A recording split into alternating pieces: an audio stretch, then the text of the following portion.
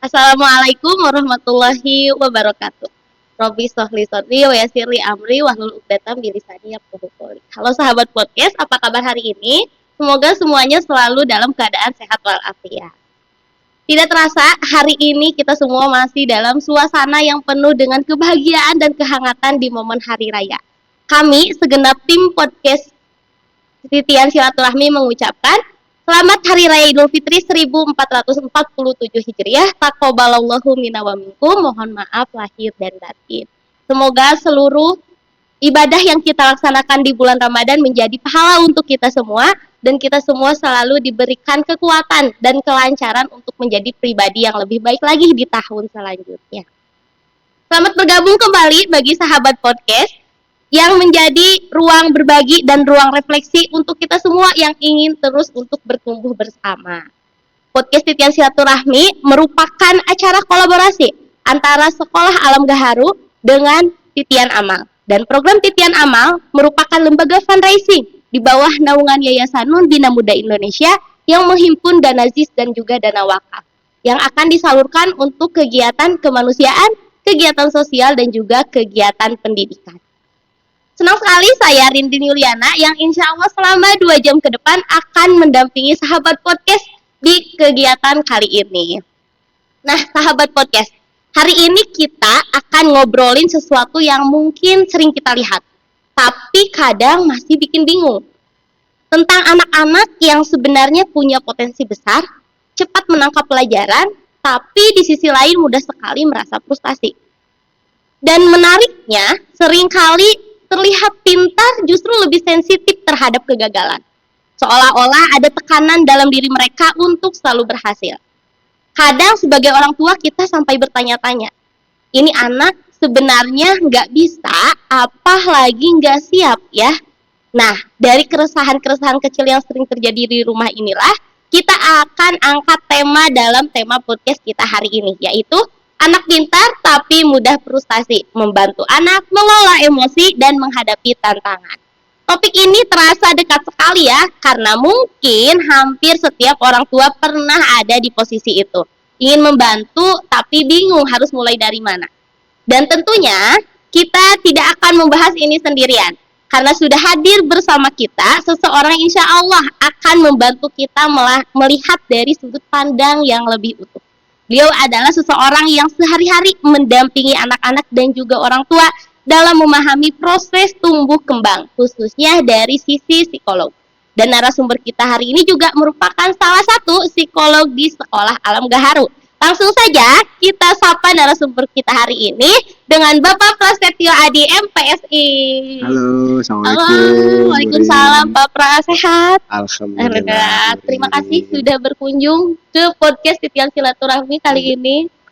Senang banget Burin bisa diundang ke sini ya. Ya, mudah-mudahan jadi tali silaturahmi yang terus memanjang ya Pak Pras ya.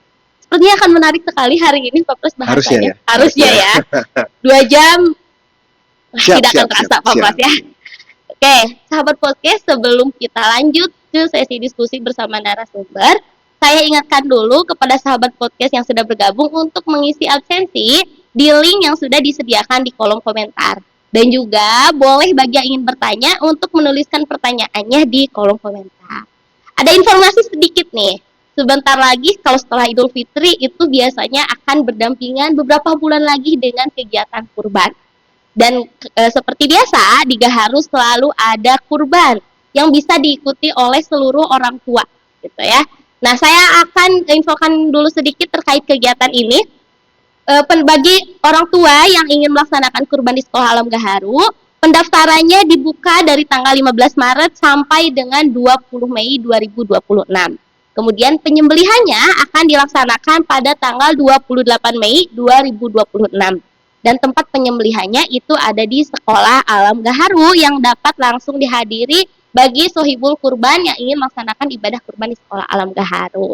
Untuk info lebih lanjutnya boleh untuk menghubungi Pak Abdul dan juga Pak Iksan. Oke, Pak Pras. Iya.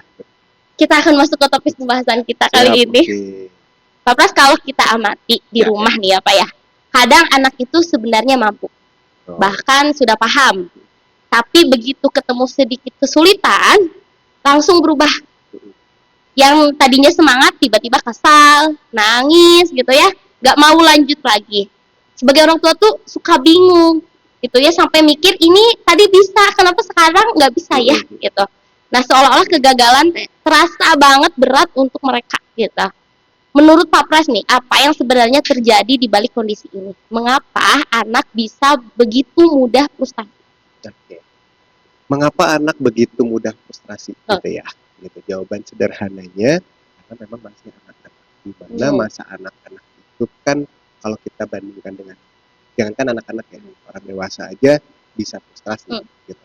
Karena ini masih anak-anak, fasenya masih banyak belajar dan mungkin kalau kita lihat kalau beberapa dari yang saya temui di meja konsul gitu ya, memang kecenderungan orang tua saat ini ada keliru sedikit gitu tentang memberikan ruang sulit bagi anak-anak. Jadi memang udah mah anak-anak yang memang jarang ketemu kesulitan. Nah, kalau di tahun-tahun belakangan ini tuh memang kita sebagai orang tua kadang suka lupa memberikan ruang kesulitan bagi anak.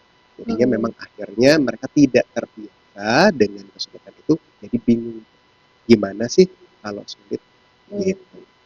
Itu kenapa jadinya anak-anak itu lebih rentan terhadap frustasi karena ya memang pengalamannya belum gitu sih. Apalagi di zaman sekarang itu beda banget sama kita dulu ya, dimana ruang-ruang kegagalan itu begitu banyak sekali gitu ya, sehingga cara mengatasinya lebih banyak. Tapi kalau di zaman sekarang yang lebih mudah, ibaratnya mau makan aja tinggal GoFood gitu ya, tanpa susah-susah, itu terbayang ada kegagalan sedikit, frustasinya akan lebih nampak gitu ya, karena kebingungan bagaimana cara untuk menyelesaikan. Begitu ya Pak Pras kira-kira ya. Oke. Nah, jujur nih Pak Pras ya, kadang kita sebagai orang tua itu suka refleks banget gitu ya, pengennya anak cepat selesai gitu. Anaknya berhenti nangis, langsung bisa lagi, semuanya harus kembali normal lagi gitu ya. Tapi setelah dipikir-pikir mungkin kita juga perlu melihat dari sudut pandang yang berbeda gitu kan, bukan sebagai kita hanya aja sebagai orang dewasa, tapi melihat sudut pandang juga dari anak-anaknya gitu ya, bahwa bisa jadi ini bukan hanya jadi masalah gitu ya, tapi justru bagian dari proses belajar anak rasa frustasi ini ya. Nah sebenarnya Pak Pras, apakah rasa frustasi ini sesuatu yang wajar sekali dalam tumbuh kembang?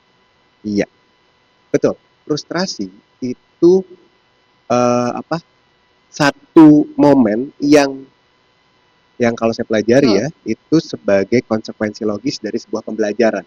Jadi sangat-sangat wajar ketika anak-anak, bahkan kita yang dewasa pun ketika sedang belajar juga frustrasi. Nah, mungkin saya sedikit sampaikan dulu, frustrasi itu sebenarnya barang apa gitu ya. Frustrasi itu adalah sekumpulan perilaku yang muncul ketika seorang anak atau individu bertemu dengan kesulitan. Jadi frustrasi itu tempatnya di mana? Di bagian dari stres. Jadi kalau stres itu kan ada dua, ada distress dan eustress, di mana eustress itu adalah tekanan atau hambatan yang diberikan oleh keadaan baik dari orang tua ataupun dari sekolah mungkin ya, memberikan stres tertentu, itu direspon dua sama anak-anak. Bisa distress, bisa eustress. Kalau eustress berarti anak ini mendapatkan stresor tapi dia merasakan sebagai sebuah. Nah, kalau distress yang di challenge, ditantang, terus akhirnya anaknya jadi males gitu ya, aduh nggak mau ngerjain lah gitu, karena memang merasa aku nggak bisa, nah itu jadinya distress. Nah, itu adalah salah satu bentuk frustrasi gitu, jadi di stress gitu. Nah, jadi jelas ya letaknya frustasi itu ada di antara start awal sampai ke menuju tujuan gitu. Jadi ketika ada hambatan, ada kesulitan, ada gangguan atau bahasa kerennya obstacle gitu ya, gimana nih si anak ini, apakah akan merespon itu sebagai sebuah frustrasi atau sebuah tantangan gitu. Jadi memang wajar banget di dalam tumbuh kembang frustasi itu terjadi. Bahkan bukan hanya anak-anak ya Pak Pras, orang dewasa pun dikasih masalah ya pilihannya dua, mau nganggap tantangan atau ya udah pusing aja gitu ya, nggak mau untuk lanjut gitu ya. Jadi memang jadi ya Bunda tenang saja ketika di rumah anaknya kenapa tantrum banget kalau nggak bisa sesuatu, karena tadi di otak manusia itu ketika dapat tantangan ada dua pilihannya Iya, ya, Pak Pras betul. ya, betul. Nah, seperti itu. Oke, nih, Pak Pras, menariknya nih, setiap anak punya cara yang berbeda dalam menunjukkan rasa frustasi. Iya. Ada yang langsung kelihatan nangis, Mm. marah, bahkan bikin drama nih, Pak Pras. Ya, tapi ada juga yang diam. Tiba-tiba nggak bilang susahnya apa, menghindar, ditanya ya diem aja pokoknya. Yang malah pusing kan orang tuanya sendiri ya, Pak Pras ya. Betul. Nah, yang seperti ini justru yang kadang bikin orang tua bingung, gitu. Apa saja tanda-tanda yang bisa dikenali orang tua ketika anak sedang mengalami rasa frustasi? Oke. Tanda-tandanya sangat jelas ya tadi ya. Kalau misalkan kita bahas lagi tentang frustasi, sebetulnya frustasi itu adalah satu bentuk emosi. Jadinya kita harus kenali di perilaku. Emosi apa sih sebenarnya campuran yang istilahnya frustasi itu isinya emosinya apa aja? Karena frustasi bukan emosi dasar, tapi dia adalah campuran dari beberapa emosi. Secara umum yang biasa muncul kalau frustasi itu marah. Aku marah karena nggak bisa kerja. Aku marah karena dilarang sama yang marah. Ada sedih, aku sedih karena aku ternyata nggak bisa ya. Gitu. Kemudian ada takut. Jadi ada 3 emosi. Nah, terus si frustasi ini dikenalinya gimana? Dikenalinya tadi dilihat aja. Kan pasti orang tua akan paham ya pola-pola perilaku. Biasanya dia kalau nggak bisa itu akan nangis. Nah, kalau udah nangis, udah marah-marah, seperti biasa. Kalau misalkan itu dari frustasi, karena frustasi adalah emosi, berarti first-nya yang harus dilakukan atau yang harus diamati adalah apa perilaku yang muncul. Kalau dia nangis, dia banting-banting barang, berarti kita akan sakit. Jadi tadi ya 3 emosi itu marah, sedih dan takut. Jadi kalau anak gak bisa sesuatu nunjukinya dengan cara marah-marah. Oh bisa jadi stop dulu nih anaknya lagi frustasi. Atau tiba-tiba nangis yang kenceng. Atau tiba-tiba ditanya kenapa enggak, aku takut. Ya takut aja. Oh berarti itu sudah tanda-tanda bahwa anak itu sudah frustasi. Iya, gitu dan kalau frustasi itu konteks yang sangat jelas. Itu ketika sedang belajar sesuatu atau ingin sesuatu. Jadi ada konteks tujuannya. Baru disebutnya frustasi. Jadi anak itu tantrum bukan semata-mata karena tantrumnya, tapi ada alasan dibaliknya gitu ya Pak ya. Nah, kadang kita suka heran nih Pak, hal kecil yang menurut kita itu aduh dasar banget deh gitu ya. Pasti anak kita bisa gitu ya. Tapi ketika mereka yang ngelakuin kok sulit banget gitu ya. Sampai kita itu bingung ini sebenarnya berat masalah pelajarannya atau perasaannya gitu ya. Kayak misalkan di kelas belajar matematika nih 2 tambah 2 kita sebagai orang dewasa pasti kan nganggapnya ya cuma 2 tambah 2 aja gampang kan, tapi kok anak nganggap itu tuh sulit banget gitu ya untuk mengerjakannya nih. Kenapa ya Pak ya ada anak yang reaksinya begitu kuat saat menghadapi kegagalan yang tadi kita anggap kecil itu Pak? Kenapa ada anak yang begitu kuat? Itu akan terkait dengan pola-pola karakter yang dia sudah miliki sebelumnya. Gitu. Kadang kan anak belajar dan ini belajarnya dari mana? Jelas kalau anak pasti lingkungan terdekatnya adalah untuk ayah dan bunda yang kalau menunjukkan frustasi di depan anak itu dengan kekesalan, biasanya akan dipoles. Gitu. Dan ini sebetulnya hal yang sering kali terjadi ya.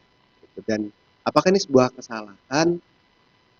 Salah sedikit iya, keliru mungkin ya, gitu. Tapi tidak sepenuhnya salah karena terkadang kita sebagai orang tua juga untuk mengatasi frustasi itu masih belajar. Betul. Gitu. Masih ada respon-respon tadi ya, marah terus kesal sendiri gitu yang tanpa sengaja itu dilihat apa juga. Jadi kenapa ada anak yang sangat ekspresif gitu. Biasanya memang datang dari bagaimana dia belajar untuk mengatasi frustasi. Ya berarti apa yang dilakukan di rumah sebenarnya itu nanti bisa tercopy paste ya Bapak ya sama anak. Bagaimana ayahnya ketika menghadapi masalah itu juga bisa tercopy paste sama anaknya gitu ya. Oke, jadi jangan hanya anak aku mah seperti ini, tidak ayah bunda ya, kita belajar dan bertumbuh bersama. Mari kita refleksikan diri dulu karena gitu ya. Frustrasi nggak hanya di anak-anak, tapi di dewasa juga ada. Karena kan setiap individu pasti ada tujuan yang ingin dicapai nih. Nah, ketika ada hambatan itu respon kita gitu. Ya, ternyata sudah jadi orang tua pun rasa frustasi itu bahkan Ada. lebih ya Pak Pras ya. Tantangannya lebih banyak Iya. lagi gitu. Berarti kita pun sama belajar bagaimana merespon rasa frustasi itu ya Betul. Pak Pras ya. Nah, kalau berkaitan dengan bagaimana cara merespon rasa frustasi ya Pak Pras. Semakin anak tumbuh besar, anak akan berbeda mengeluarkan rasa frustasinya. Pasti. Anak daycare biasanya nangis, guling-guling gitu ya. Anak RA sama gitu, paling teriak-teriak. Anak SD kan semakin SMP justru semakin sensitif ya Pak Pras dalam mengungkapkan rasa frustasinya. Ada yang cuman disenggol aja, istilahnya senggol bacok ya Pak Pras kalau lagi frustasi sama temennya ditanya, malah dianya yang balik bad mood gitu ya. Nah, bagaimana perbedaan cara anak merespon frustasi di setiap tahapan usianya dari sisi psikologis? Oke, sebetulnya secara konsep tidak ada perbedaan, secara konsep ya. Tapi teknis penyampaiannya yang akan berbeda. Gitu. Jadi kalau misalkan kita ambil contoh, kita sedang mengajari anak kita untuk menali sepatu. Biasanya di teman-teman PKB ya, gitu ya, untuk belajar menali sepatu. Gitu. Kesel nih, nggak bisa-bisa gitu. Kalau di teman-teman yang SD nih, yang sudah SD, biasanya di pelajaran, gitu, di pelajaran matematika. Kesel nih, nggak bisa-bisa. Kalau di teman-teman yang di MTS, biasanya sama tuh, tetap di pelajaran atau kesulitan berteman biasanya, gitu ya. Kesel nih, gitu kan. Responnya beda-beda iya, gitu. Tapi biasanya penanggulangannya sama. Karena tadi frustasi adalah bagian dari emosi. Satu hal yang harus selalu dilakukan orang tua adalah validasi emosi. Gitu. Kan tadi pilihannya jelas ya. Marah, sedih, atau takut. Jadi ketika udah ada kesel nih tadi ya, kalau yang teman TKB lagi belajar nali sepatu terus kesel gitu ya. Oke nak, kamu marah ya. Gitu. Atau kamu sedih tidak bisa menali sepatu. Atau kamu takut gak bisa nali sepatu selamanya. Jadi divalidasi dulu, yang mana? Gitu. Lalu kemudian kalau yang di teman-teman MTS pun sama. Tapi biasanya kalau teman-teman MTS itu lebih banyak diam, gitu ya. Nah kalau udah banyak-banyak diam tuh boleh ada apa? Terus Pak biasanya udah ditanya nih, tapi ya nggak apa-apa. Ya gitu aja, gitu. Nah itu boleh dengan pengamatan. Jadi bilang bahwa beberapa hari belakangan ini ayah perhatikan kamu, kalau misalkan lagi ketemu teman, kamu seperti merasa kesulitan. Apakah kamu takut atau apakah kamu marah nggak ada temennya gitu? Karena kan kita sebagai orang tua pasti akan memperhatikan ya.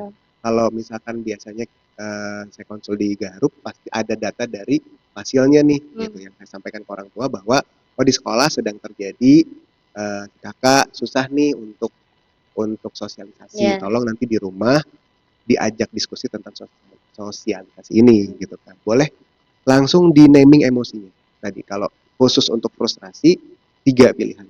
Apakah dia marah, apakah dia takut, apakah dia sedih. Gitu. Nanti setelah itu ada baru tuh gitu. Kita bersama gitu. Bisa caranya dengan gini. Kita flashback ke belakang, kita tunjukkan ya sebagai orang tua bahwa oh, kamu susah ya menali sepatu. Dulu waktu ayah belajar tali sepatu juga susah. Memang susah kok di usia kamu menali sepatu. Jadi nggak apa-apa kalau misalkan kamu sekarang belum bisa gitu. Jadi kita fokusnya bukan di sudah bisa atau belum tali sepatunya, tapi sudah sejauh mana progres belajar menali sepatunya. Itu kalau di TKB. Gitu. Contohnya. Kalau misalkan yang di kelas yang lebih tinggi, misalkan matematika nih, Borin kan megang matematika juga ya. Itu juga sama tuh. Oke, dulu waktu ayah atau bunda belajar matematika ini, buat bunda ini relatif lebih mudah. Tapi kan ini kamu yang sedang menghadapi. Mungkin kamu punya kesulitan. Coba, sulitnya di mana? Atau kamu sudah belajar sampai yang mana? Gitu. Jadi kita fokusnya ke progresnya, bukan ke hasil. Karena kalau hasil itu kan dampak dari progres ya. Jadi ketika kita ngomongin frustrasi, kita ngomongin progres nih. Jadi jangan ngomongin hasil ketika lagi membersamai anak-anak yang frustrasi. Kadang kita refleksnya tuh kayak harusnya bisa loh kak, kamu masa kayak gini aja nggak bisa. Nah itu tuh yang kadang kita sebagai orang tua tuh suka keliru ya tadi Hmm. ya, bahwa harusnya gampang nih 2 tambah 2 masa nggak bisa sih Iya, gitu. iya. Tapi kita keceplosan nih Iya. gitu. Gitu Burin. Jadi konsep dasarnya satu sama namai emosinya dulu, validasi emosinya dulu. Baru setelah dia tahu emosinya, kita bantu cara menghadapinya dan jangan buru-buru ngebantuin. Hmm.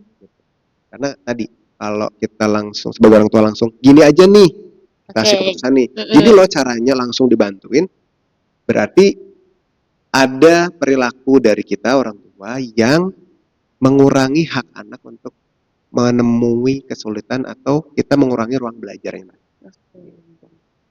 Jadi mereka pun nantinya buntu ya ketika menghadapi rasa-rasa frustasi yang lainnya kalau Betul. langsung dikasih ya udah kayak gini aja Ya, gitu ya. gitu. Tapi tugas orang tua itu adalah tadi bersamai gitu ya, Bersamai bantu aja. anak untuk menyelesaikan rasa frustasinya Mm-mm. itu ya. Dan tadi setiap usia pasti cara menghadapi rasa frustasinya akan berbeda ya Pak Pras, karena Teknisnya tadi berbeda. teknisnya akan berbeda Tapi gitu. konsepnya sama. Betul ya, karena semakin dewasa kan semakin tertutup ya Pak Pras ya. Ya, Jadi biasanya gitu. pengekspresiannya tidak akan seekspresif anak daycare, anak kelas 1, kelas 2, kelas 3 ya Pak Pras ya, Ya. justru akan semakin ya diajak ngobrol gitu ya. Betul, untuk betul. anak-anak usia itu gitu. Dan biasanya kan tadi sudah ada ruang privacy ya.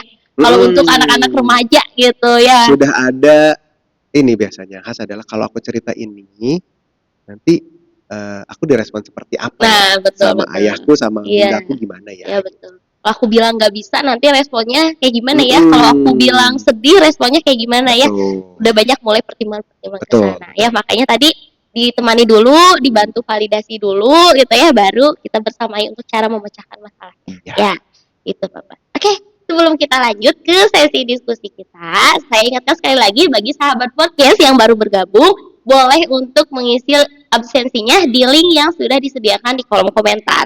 Dan juga bagi sahabat podcast yang sudah punya pertanyaan dan ingin diajukan nanti di sesi tanya jawab, boleh juga untuk menuliskan pertanyaannya di kolom komentar ya. Sekali lagi saya ingatkan, program podcast Titian Silaturahmi ini merupakan program kolaborasi antara Sekolah Alam Gaharu dengan Titian Amal.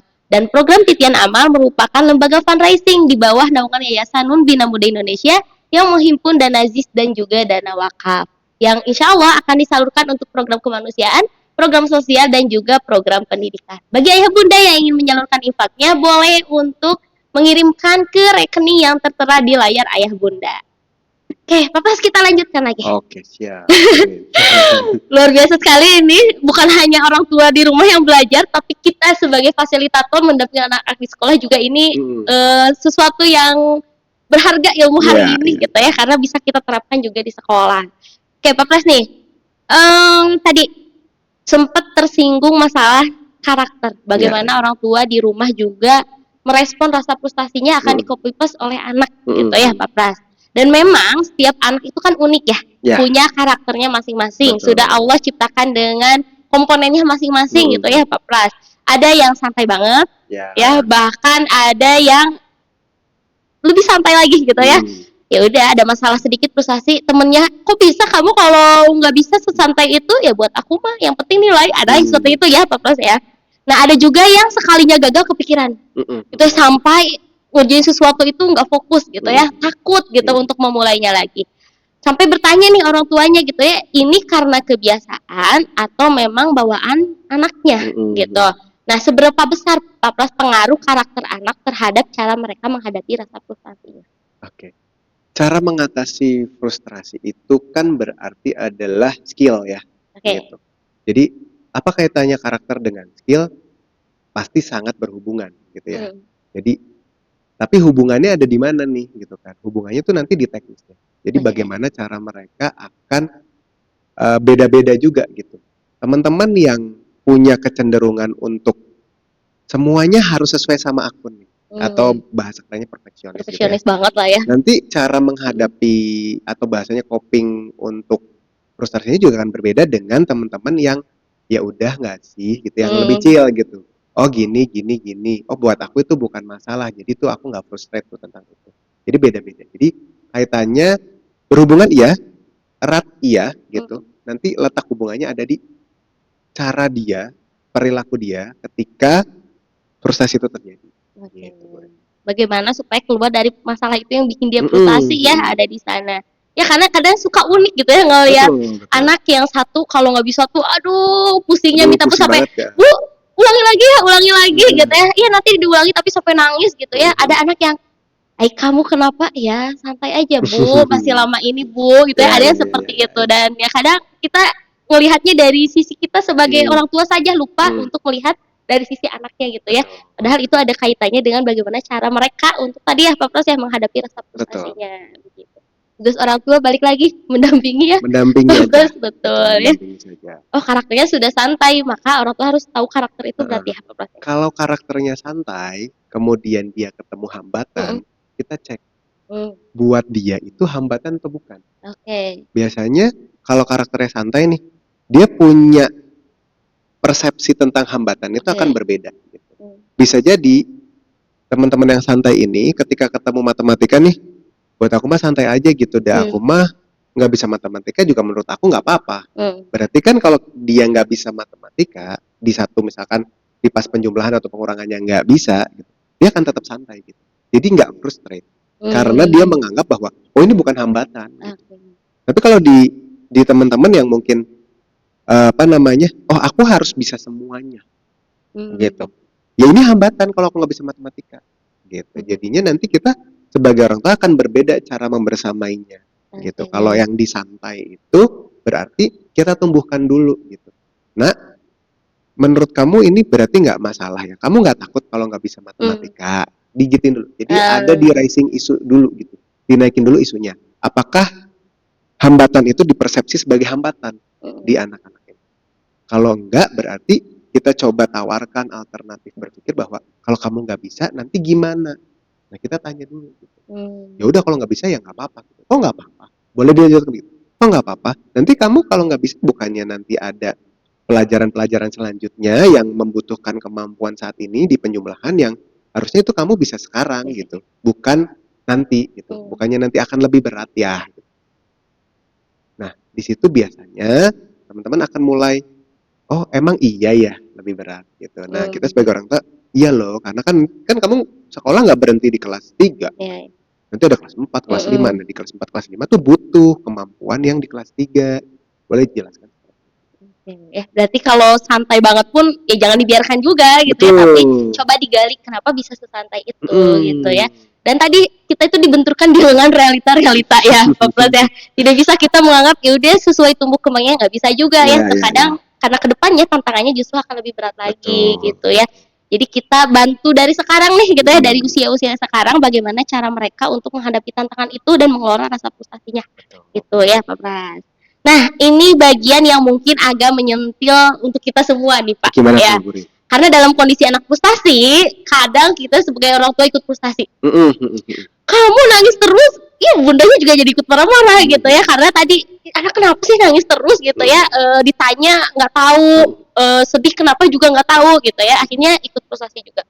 Kadang tanpa sadar suka berkata gitu ya gitu aja kok nangis gitu ya, atau sampai kadang keluar kata-kata coba lihat teman kamu enggak kan nggak nangis nggak bisa juga itu gitu ya, ini bisa loh. Itu bisa loh kok kamu harus sampai marah-marah segala gitu ya, harus sampai menangis segala, padahal niatnya sebenarnya untuk menyemangati, nggak ada niat untuk bandingkan antara anak satu dengan anak yang lainnya gitu ya. Nah apa kesalahan yang sering dilakukan orang tua saat menghadapi anak yang sedang frustasi? Oke, kesalahannya adalah biasanya kita sebagai orang tua itu lupa kalau kita juga lagi frustrasi. Gitu.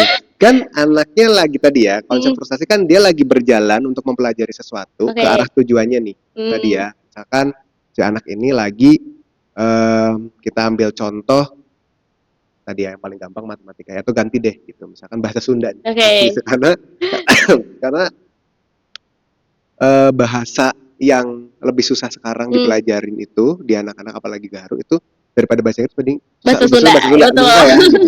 Jadi kok kamu nggak bisa sih bahasa Sunda gitu kan. Nah, anak nih lagi sulit nih gitu kan. Iya, aku tahu ini susah gitu karena memang ya bukan bahasa sehari-hari di rumah, jadi kan memang cenderung lebih susah gitu ya. Nah, dia aja lagi ngadepin kesusahan. Kesusahan anak membuat anak memunculkan perilaku frustrate tuh. Aduh gimana sih ini bunda kok nggak bisa-bisa? Nah, bunda atau ayah di rumah juga akhirnya mengalami hambatan dalam apa? Dalam membuat anaknya bisa. Oke. Jadinya ayah dan bunda ini juga sadari bahwa itu juga frustrasi loh. Gitu. Itu yang membuat kesalahan yang sering muncul tuh. Kayak, masa nggak bisa sih kak? Gitu. Kamu kan udah diajarin nih sama Aki Enin, kamu kan sudah diajarin bla bla bla gitu. Nah, kesalahannya berlanjut kepada judgement yang sebetulnya itu refleks ya gitu. Betul. Saya yakin orang tua tuh punya niatan yang baik gitu ya, punya apa sesuatu untuk memotivasi gitu ya. Tapi jadinya terkesannya membandingkan. Nah, itu yang diterima anak-anak jadi ya kan udah belajar tapi ya aku udah belajar bun tapi tetap nggak bisa gimana dong gitu. Jadi dia tetap sudah belajar tapi belum bisa gitu. Jadinya frustrasi tuh gitu. Nah, yang menjadi kesalahan orang tua kadang belum menyadari bahwa beliau juga frustrasi gitu. Nah, tadi karena anak-anak ini mengcopy paste orang tuanya, jadi hati-hati ayah dan bunda di rumah ketika ada frustrasi yang dirasakan, itu harus cepat disadari dan juga dihadapi juga gitu. Sama caranya. Tadi ya, konsepnya sama, naming emosi dulu. Gitu. Jadi, oh aku sedang frustrasi, oh, aku marah nih, atau aku sedih, kok anakku nggak bisa bahasa Sunda. Gitu. Atau aku takut nih sebagai ayah, kalau anakku nggak bisa bahasa Sunda nanti gimana? Gitu. Atau aku takut nih sebagai ayah, kalau anakku nilainya jelek di sekolah gimana? Gitu. Itu kan juga kondisi-kondisi emosional yang harus di overcome dulu tuh, harus dihadapin dulu gitu. Jadi biasanya sama tuh. Setelah menamai emosi, coba untuk tarik nafas. Itu juga bisa diajarkan ke anak-anak untuk mengelola nafas, tapi ngajarinnya jangan pakai verbal gitu. Biasanya kalau pakai verbal itu tuh kalau tidak dilakukan sama orang tuanya, anak-anak juga oh ayah juga enggak gitu. Bisa gitu. Nah, berarti ketika kita sadar sebagai orang tua kita sadar bahwa kita lagi frustrate nih ngadapin anak-anak, kita contohkan di depan dia. Berhenti dulu, tarik nafas depan dia. Tarik nafas dulu, tarik nafas biasa aja. Gitu. Pastikan nanti akan dinotis tuh. Kenapa ya tarik nafasnya segitunya? Iya, karena ayah merasakan bahwa kamu kesulitan nih ngerjain PR ini gitu. Frustrasi kan kamu gitu kan? Juga iya. Ayah juga frustasi ngajarin kamu karena kamu belum bisa. Oke nak, karena belum bisa, yuk kita bareng-bareng untuk belajar lagi. Gitu. Jadi tunjukkan bagaimana cara yang tepat untuk orang tua mengatasi frustasinya. Sehingga nanti anak-anak yang memang cara belajarnya masih konkret, jadi they are seeing terus they are doing. Jadi apa yang dia lihat itu yang dia lakukan. Nah jadinya biar di copy pastanya tuh pas juga di anak-anak. Gitu itu kesalahan paling umum. Tidak menyadari bahwa kita juga sama sedang frustasi gitu ya. Jadi tadi ketika anak sedang frustasi sebaiknya kitanya dulu tenangkan diri dulu dan sadari dulu gitu dulu ya apakah saya ketika menghadapinya juga akan ikut frustasi dan pastikan tidak dalam kondisi itu gitu ya Pak Pras. Biasanya tuh yang paling sering dikeluhkan tuh Pak Pras ini anak saya oke-oke aja nih di sekolah gitu. Tapi kalau disuruh sholat Pak Pras luar biasa. Susah banget gitu. Nah itu kan kita sebagai orang tua kan tujuannya adalah membuat anak-anak ini tahu betul gitu kewajibannya dia adalah sholat, perilakunya dia mengerjakan sholat, tapi ini lagi susah banget. Saya sampai nggak tahu nih mau diapain lagi itu kan. Gitu. Jadi tenangkan diri dulu, ayah dan bunda gitu kan. Saat ini belum disiplin dalam sholat, tapi disiplin itu bisa dibiasakan gitu. Jadi fokusnya bukan di anaknya belum rajin sholat, tapi progresnya. Gitu. Mungkin Ramadan ini sudah rajin, bagaimana bulan-bulan selanjutnya? Di bulan setelah Ramadan kok ada penurunan, berarti progresnya menurun. Bagaimana progres ini supaya naik lagi? Fokusnya ke sana. Wah, luar biasa sekali. Ternyata sesulit itu ya bunda dalam membersamai anak-anak ya Pak Pras, karena ketika membersamai anak-anak itu tanpa terasa sebenarnya kita sebagai orang tua juga sedang belajar itu gitu ya. Betul. Tapi tadi ketika kita hidup di dunia kan kewajibannya belajar sepanjang masa ya Pak Pras ya, salah satunya melalui anak-anak yang dititipkan kepada kita ya. Tepat sekali. Tuh ya Pak Pras. Oke nih Pak Pras, ketika ada anak ini yang bilang aku nggak bisa, sebenarnya itu momen yang penting banget kan ya Pak ya, ketika anak sudah mulai berkata aku nggak bisa dibanding dia diam aja gitu ya. Betul. Nah, karena bukan hanya soal kemampuannya, tapi juga perasaan anak yang sedang berbicara. Atau misalnya aku sedih nih, aku takut nih gitu ya. Nah, bagaimana cara terbaik merespon momen seperti itu gitu ya, agar anak itu tidak merasa semakin kecil hati gitu, ketika mendapati kesulitan, kesedihan, atau rasa takut itu sendiri. Oke, kita ambil contoh aku nggak bisanya di misalkan kalau tadi kan sudah akademis ya. Betul. Gitu ya. Mungkin contoh berikutnya adalah aku nggak bisa nih punya teman sosial nih, aku nggak bisa nih punya teman.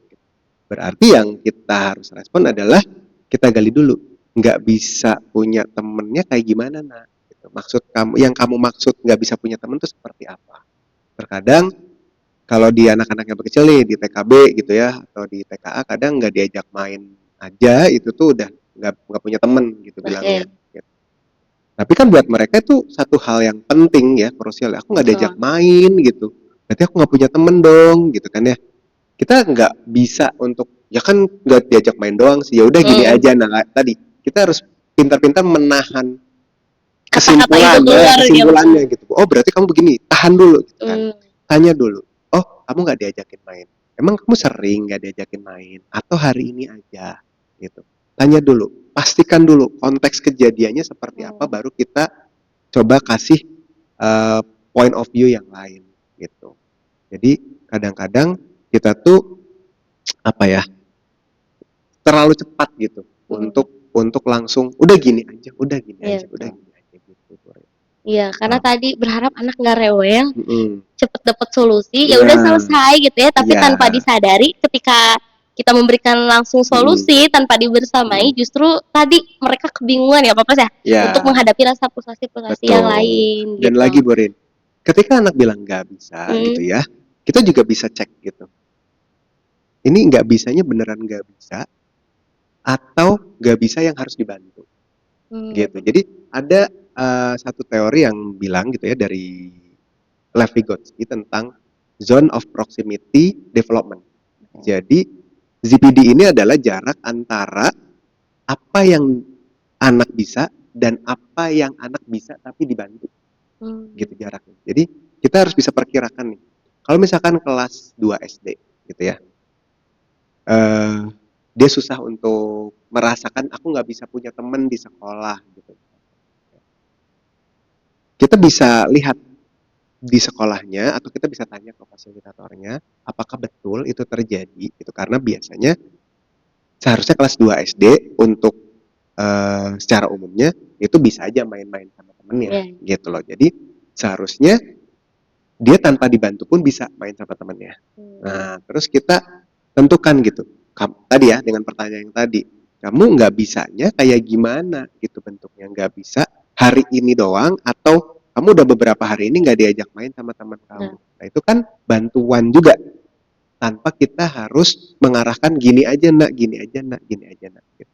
Nah kalau sudah jelas, clear misalkan data dari fasilitatornya adalah, iya memang sedang ada masalah nih dia dengan teman-temannya, makanya sudah 1 minggu ini kakak tidak diajak main sama temennya, gitu kan. Berarti kita sebagai orang tua akan membantu, kak kamu ada masalah apa? Nah kita tanya masalahnya. Jadi bantuan yang kita berikan itu tetap bisa membuat dia bertumbuh dengan menghadapi masalah. Bukan menyelesaikan masalahnya, tapi membantu dia, kita kasih bantuan-bantuan yang mungkin dia memang butuh dibantu. Gitu, Bri. Jadi bukan langsung ya tadi ke solusi gitu ya, justru itu yang membuat anak tidak bertumbuh. Betul. Ya Pak Pras, karena kita nggak tahu nih sebagai orang tua akan mendampingi anak sejauh mana dan sampai kapan ya.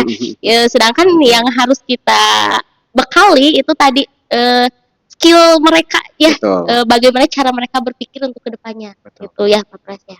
Oke, menarik sekali nih. Dulu saya pernah punya murid SMA Pak Pras. Jadi sebelum saya mengajar di sekolah dasar, sebenarnya saya dulu guru SMA.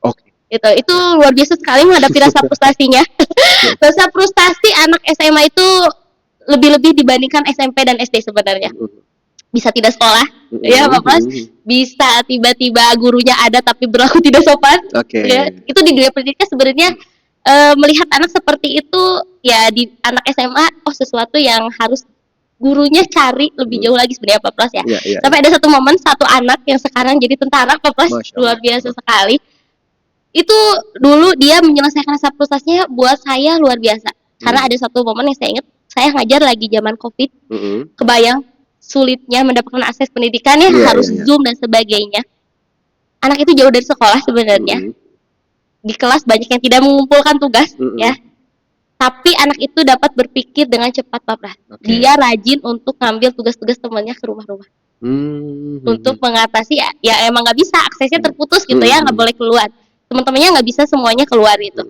Tapi dia dengan cepat berpikir, aku harus ngambilin tugas teman-teman aku supaya guru aku bisa meriksa tugas-tugas teman aku. Itu sampai setiap hari Selasa saya ke sekolah, 1 minggu sekali, tiba-tiba udah ada anaknya. Bu, tugasnya sudah semua dikumpul di sini ya, gitu. Dan itu kan sesuatu hal yang kecil ya. Bagaimana ketika tadi ada benturan, ya betul ya Pak Pras ya, ada hambatan. Pilihannya kan dua ya, apakah dianggap sebagai tantangan atau dianggap rasa kefrustasian gitu ya. Dan menariknya anak ini menganggap itu sebagai tantangan gitu. Bagaimana cara menyelesaikannya? Setelah keluar 3 tahun kemudian saya dapat kabar, dapat WA, dia WA saya, Bu Rindrin, doakan saya tugas ke Papua gitu. Jadi dia jaga perbatasan di sana.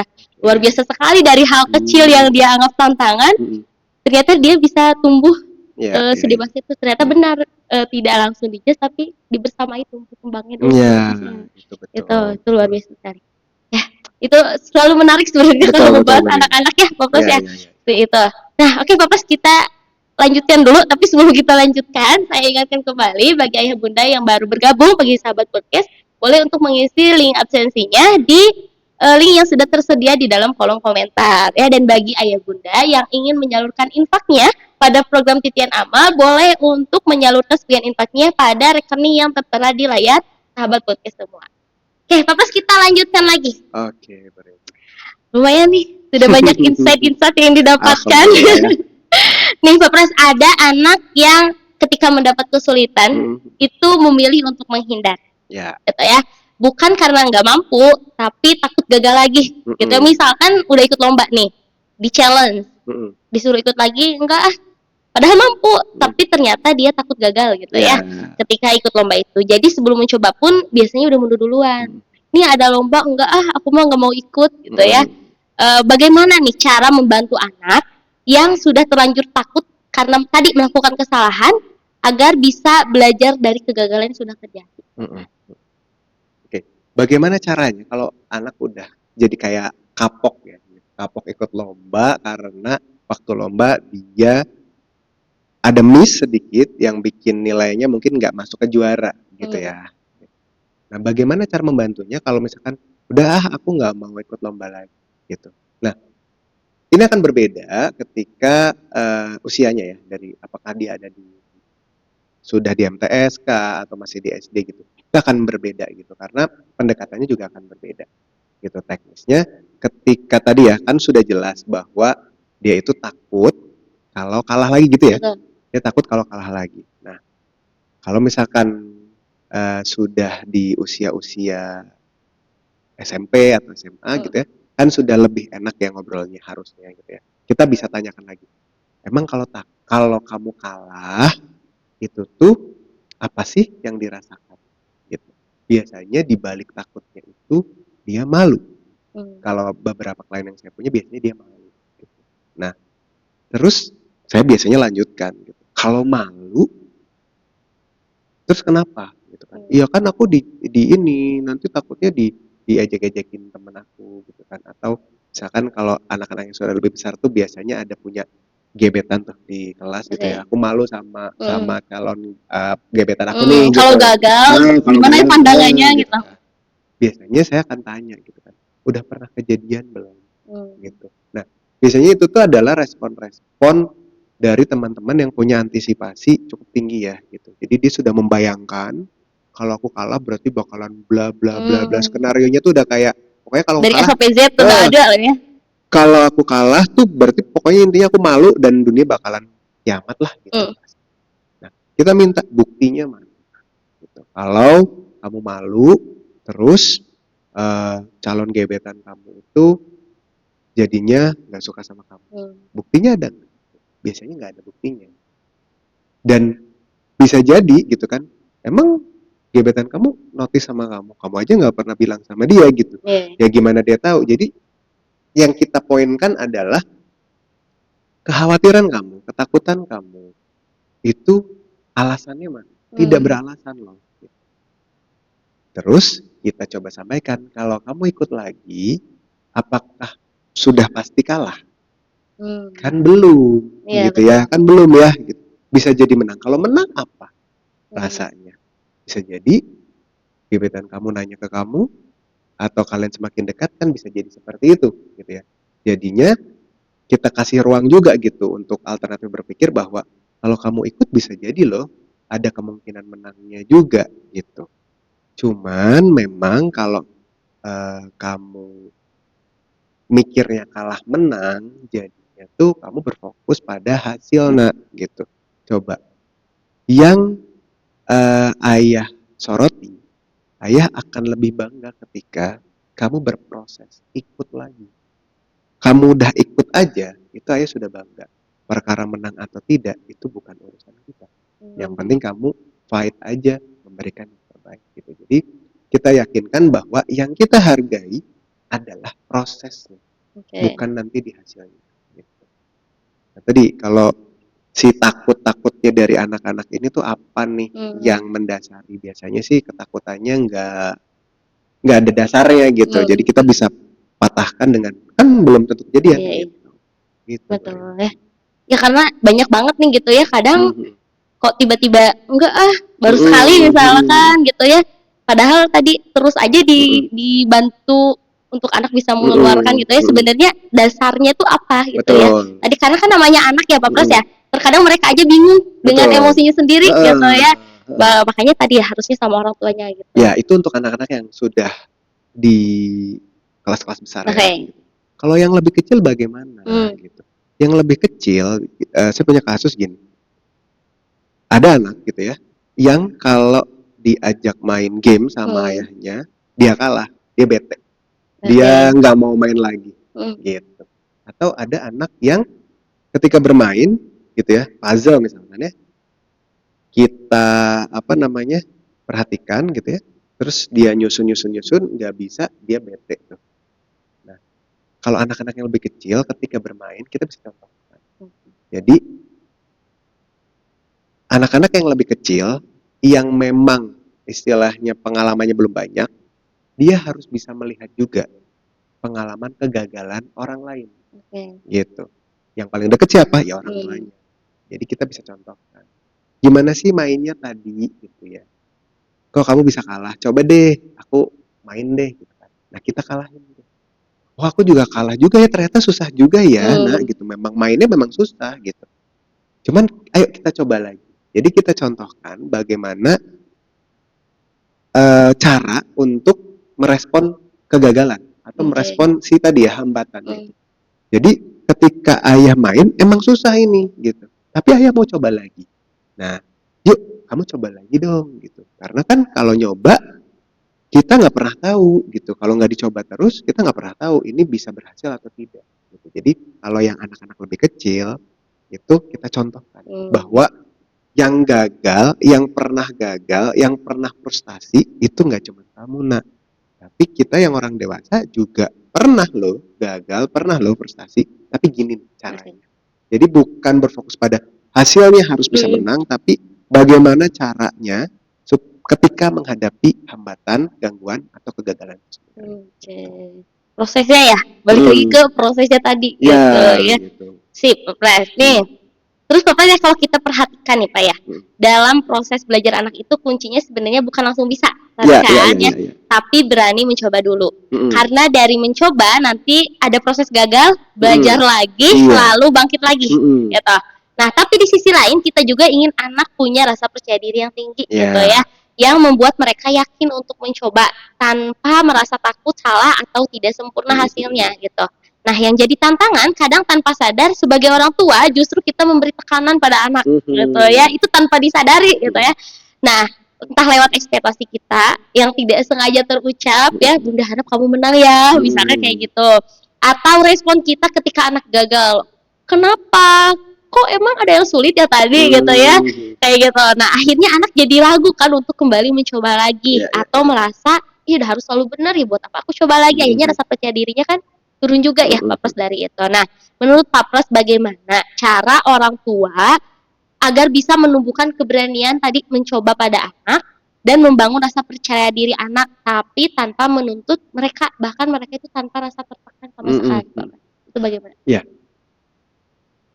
berarti kan orang tuanya sudah tanpa sadar ya, tanpa sadar nih gitu. tanpa sadar kenapa kok susah, kok Iya, nggak bisa betul. gitu ya.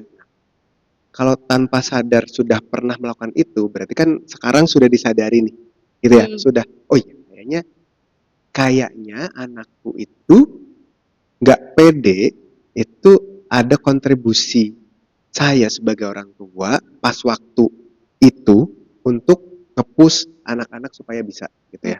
Kalau itu disadari, berarti boleh diomongin lagi sama anaknya, terus say sorry. Maaf ya, kemarin waktu kejadian ini, itu tidak seharusnya ayah bilang begitu. Itu tuh keinginan ayah aja untuk kamu juara. Tapi sebetulnya ayah memotivasi kamu. Jadi sekarang ayah meralat itu dan ayah lebih memperhatikan proses kamu. Gitu. Nah, terus pertanyaan berikutnya adalah bagaimana menumbuhkan kepercayaan diri. Sebetulnya kalau kepercayaan diri di yang kaitannya sama frustrasi itu lebih ke, kan kalau percaya diri itu secara bahasanya di confidence ya, self confidence. Tapi biasanya kalau yang terkait dengan frustasi ini adalah self efficacy. Bagaimana seseorang atau anak ini percaya bahwa dia mampu. Itu efikasi. Nah, bagaimana menumbuhkan efikasinya? Jelas, uji proses yang sedang dia lakukan. Jadi kita fokusnya ke proses, progres. Gitu. Walaupun tidak ada progres, misalnya nih, kita tahu anak kita itu di situ-situ aja tuh untuk misalkan matematikanya gitu ya, udah diajarin berkali-kali gitu ya, tapi tetap di situ-situ aja gitu kan. Oke, tetap say thank you gitu kan, terima kasih karena sudah mau mencoba gitu. Jadi daripada kita memusingkan anak kita bisa atau tidak matematika, lebih pusing kalau anak kita nggak mau belajar matematika. Kan begitu ya, Brin ya? Iya, gitu. betul. Yang penting dia mau dulu untuk coba, mau dulu untuk belajar, gitu, daripada dia bisa mah nanti. Yang penting dia mau dulu. Jadi ketika dia gagal, dia tetap mau untuk belajar. Jadi bagaimana cara menumbuhkannya? Salah satu hal yang paling penting adalah beri pengakuan terhadap proses dan progres yang sudah dia lakukan. Bukan, gitu ya. Meskipun hasilnya nggak sesuai gitu ya. Nah, biasanya Papus kalau tadi anak itu kan maksudnya ya kita lihat progresnya sejauh mana gitu ya. Berapa lama gitu ya yang sebenarnya orang tua bisa lakukan itu gitu. Adakah batas waktunya gitu?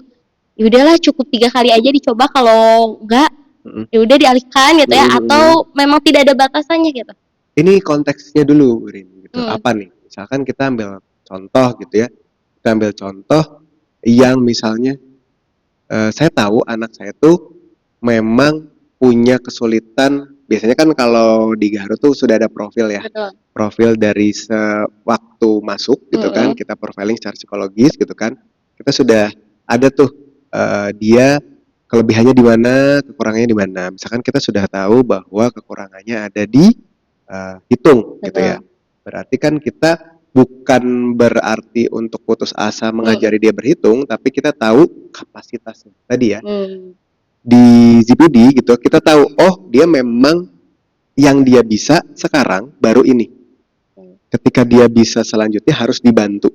Nah, apakah ada batas waktunya? Harusnya tidak ada ya, Brin. Gitu. Cuman memang kalau di konteks yang lain kayak misalnya kalau yang ada kasusnya itu tentang olahraga misalkan.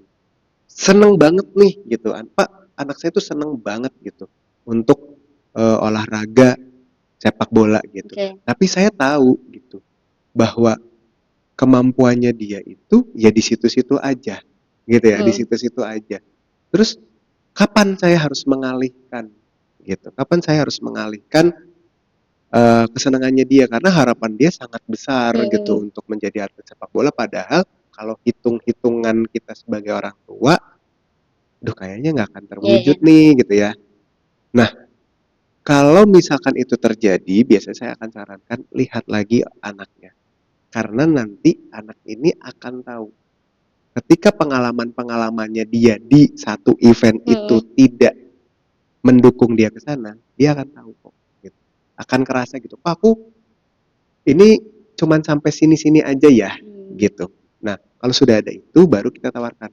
Kamu mau tetap di area itu, misalkan tadi area sepak bola. Di sepak bola nggak cuma atlet loh, ada yang lain gitu. Atau bahkan pun kamu tidak menjadi atlet pun, kamu masih bisa bersentuhan dengan sepak bola. Misalnya, kamu bisa menjadi news anchor-nya sepak bola nih, gitu. Itu kan bisa juga. Jadi kita bisa tawarkan hal lain yang masih berhubungan dengan minatnya dia. Gitu. Tapi kalau batas waktunya, nanti akan ada waktu-waktu yang anak ini akan mengkritisi sendiri. Gitu. Karena kan berjalannya waktu dia punya portofolio ya, Bu. Betul. Gitu. Aku kok lomba sepak bola kok kalah terus ya, padahal udah ditaruh di beberapa posisi gitu. Oh jangan-jangan mungkin memang aku bukan di situ ya gitu kan. Ya kalau bukan di situ, kamu mau coba yang lain nggak? Misalkan coba jadi strategisnya, jadi pelatihnya, kita bisa tawarkan. Atau bisa pindah ke bidang lain. Jadi ketika gagal, ya selama itu belum dibatas waktunya gitu ya, terus aja meskipun rasanya anaknya, nah gimana ya nggak bagus-bagus, tapi tadi bersamai dulu aja sampai batas waktunya. Betul. Gitu Poinnya ya. adalah dia masih mau eager untuk betul. coba. Gitu. Sampai nanti dia akan ngerasa ini kayaknya nggak bisa. Nah, tapi kan menunggu itu orang tua nggak bisa diem ya gitu. Jadi tetap gitu kita pantau. Nah, coba lihat di area yang lain. Nah, coba lihat di area yang lain sambil kita coba mention. Nah, selain sepak bola, kamu sebenarnya bagus loh. Ada di ini, misalkan bahasa. Mau nggak kamu coba untuk les bahasa? Gitu. Karena misalkan nih kamu nanti ngomongin sepak bola pakai bahasa asing misalkan, kamu bisa jadi wartawan sepak bola misalkan, tapi dengan bahasa asing, itu kan nilai plus buat dia. Jadi kita sambil mention juga di area-area mana yang anak ini tuh punya keunggulan, gitu. Sehingga dia bisa lihat juga nih, oh di sana ya, oh iya kali ya di sana. Nah dia coba tanpa kita harus memadamkan passion atau minatnya dia sekarang. Nah, berarti tanpa kita sadari sebenarnya ketika kita menghadapi masalahnya seperti itu banyak banget ya Papas yang bisa terambilnya. Satu, rasa frustasinya bisa kita bersamai gitu ya. Yang kedua tadi dari tantangan bisa dari ya tadi masalah bisa berubah menjadi sebuah tantangan untuk mereka gitu ya. Tidak langsung ke arah frustasinya gitu ya, tapi ketika dibersamai sebaik mungkin justru akan berubah menjadi sebuah tantangan yang menarik gitu ya untuk mereka lakukan. Wah, menarik sekali ya.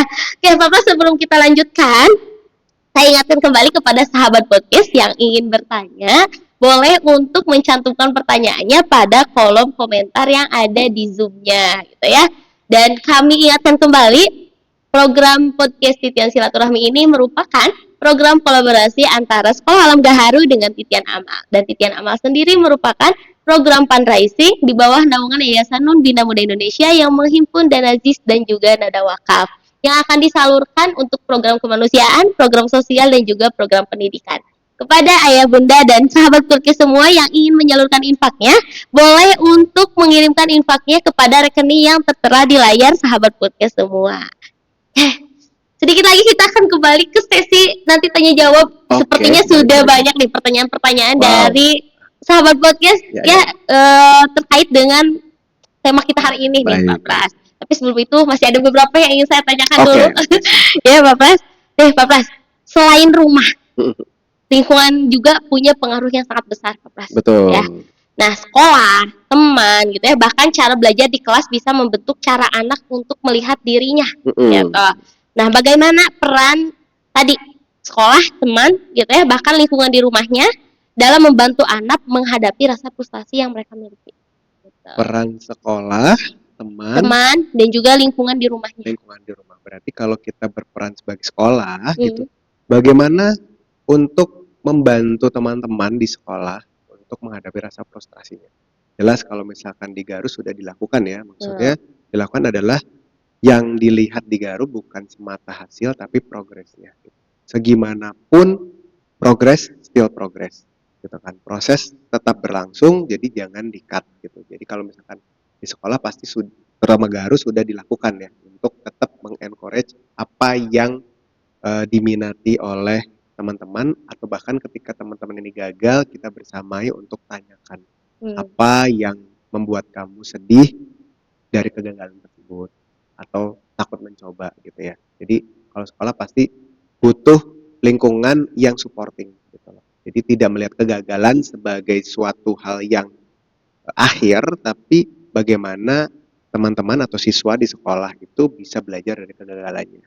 Nah, ketika teman mungkin kalau teman-teman seusia kan kita nggak bisa lagi ya jadi teman-teman seusia ya. Mungkin kita kalau misalkan kita sebagai orang tua gitu ya, kita boleh loh filter teman-teman gitu. Filter dalam arti kita perbolehkan anak kita untuk berteman dengan teman-temannya siapapun, tapi kita juga kasih rambu-rambu. Nah, filternya di sana. Gitu. Rambu-rambunya adalah misalnya nih anak kita tuh sensitif terhadap kegagalan, masih sensitif terhadap kegagalan. Jadi ketika ada temannya yang berhasil di satu part gitu ya, kita bisa tanyakan gitu, apa yang kamu rasakan ketika teman kamu berhasil gitu.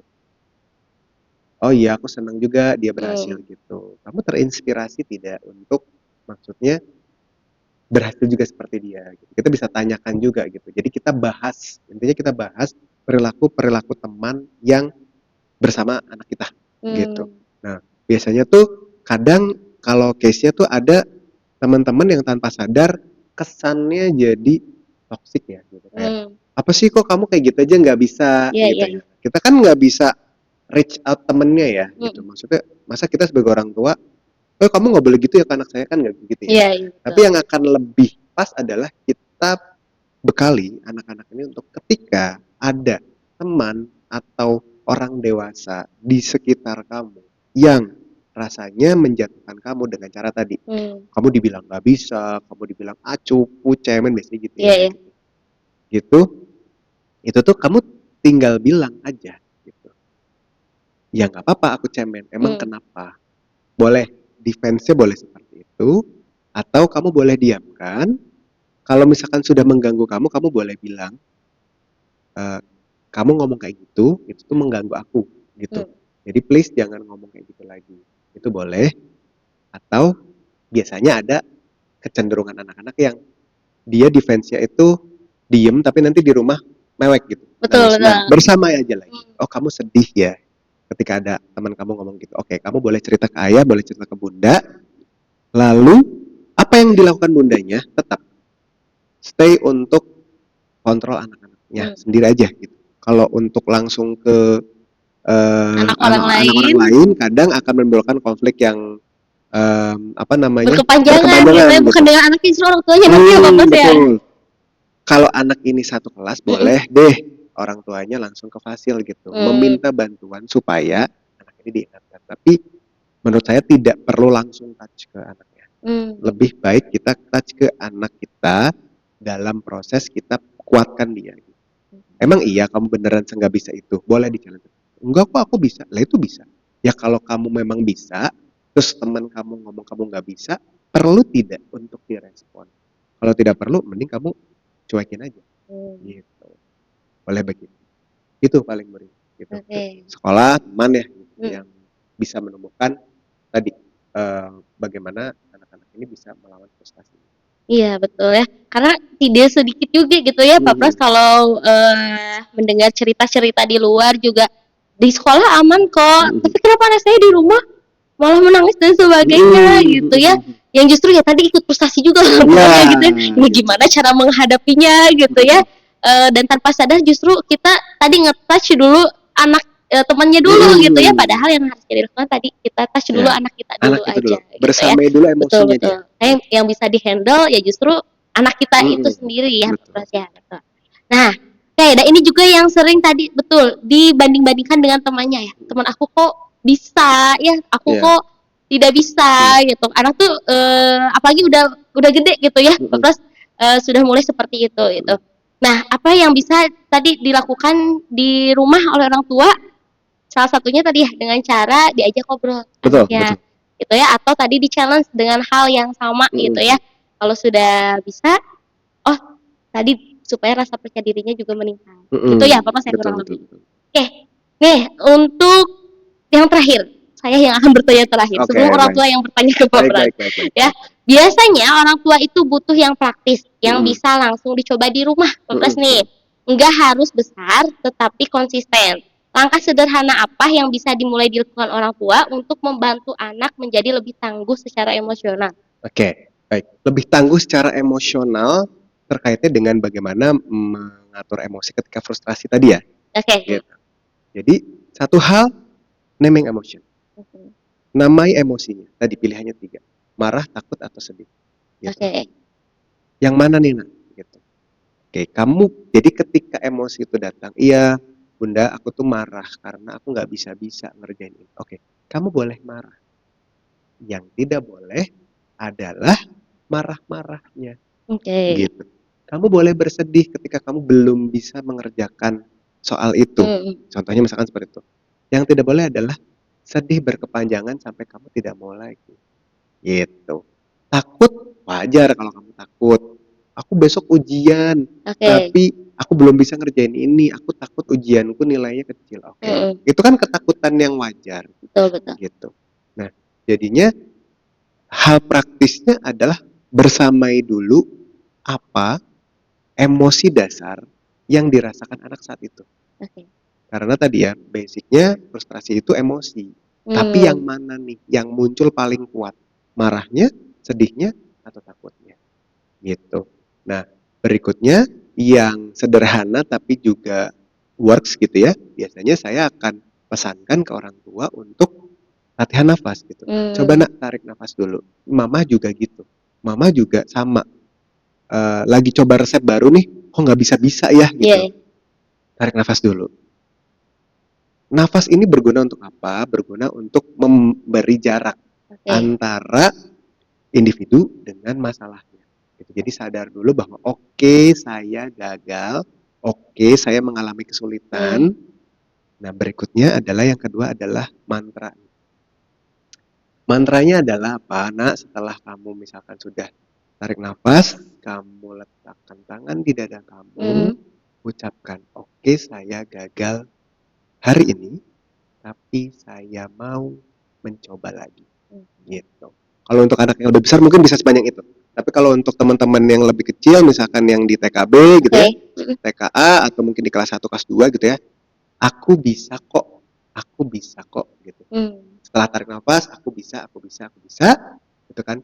Supaya apa? Supaya ada validasi terhadap dirinya dia sendiri bahwa dia mau mencoba lagi. Gitu. Nah, berikutnya yang mungkin bisa menjadi ide untuk orang tua di rumah, budayakan family value tentang menghargai proses. Jadi boleh tuh di kulkas atau di lemari ditempel tuh bahwa keluarga kita menghargai proses. Ketidaktahuan bisa ditoleransi selama ada keinginan untuk belajar gitu. Jadi intinya diajarkan kepada anak-anaknya dari orang tuanya bahwa ayah dan bundanya itu sangat-sangat menjunjung tinggi atau sangat-sangat menghargai ketika kamu mau mencoba terus. Bukan hanya hasilnya. Hasilnya kamu juara, kamu dapat prestasi, itu alhamdulillah itu hadiah dari Tuhan, dari Allah ya. Tapi yang paling penting dari keluarga kita adalah mau mencoba lagi dan lagi. Berarti 3 tahapan nih Pak Pras ya. Hmm. 1, namai emosinya dulu apa? Ya dengan cara tadi diajak diskusi atau ngobrol. Yang kedua, berikan afirmasi positif pada Ya, setiap kegagalan. betul. Yang ketiga, hargai setiap prosesnya. Ya. Betul. Ya, itu yang bisa dicoba oleh ayah bunda di rumah nih, oleh sahabat podcast semua di rumah ya. Oke, sahabat podcast, sebelum saya lanjutkan, saya ingatkan sekali lagi kepada sahabat podcast yang baru bergabung, boleh untuk mengisi absensinya pada link yang tertera di kolom komentar ya.